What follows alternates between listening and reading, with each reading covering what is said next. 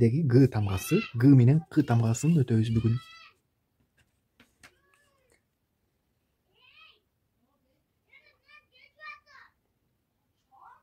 Азыр мындай Г тамгасы. Г тамгасы сөздүн башында келген болсо, бул Г тамга К болот. А сөздүн ортосунда келген болсо, Г болот. Мына жер Г болуп калат, а бул болсо К болуп калат. Мына дагы Г болуп калат, себеби сөздүн ортосунда келип атат да.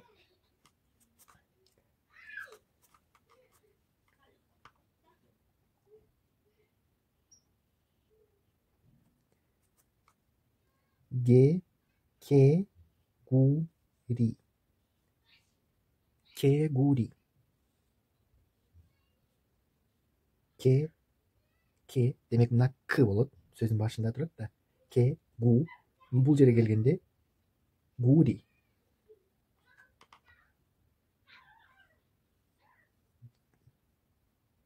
Чи, Гап. Чи, Гап. Силерге айта кетейин, ушундай сүрөт курсу бар бизде. Жаш балдарга деле сүрөт тартуу боюнча курс. Комментарийге жазып катышсаңар болот. Онлайн үйрөнсөңөр болот. Ошону айта кетейин. Сүрөт тартуу боюнча. Эми болсом Г тамгасы. Эми бул К болуп, сөздүн башында болгондо К болот да. Мына сөздүн башында келет. Сөздүн башында келет бул. Демек бул К болуп калат сөздүн башына келсе. Демек ку, ду, ку, д, у, куду, куду. К, ко, я, ко, я, ни, кояни.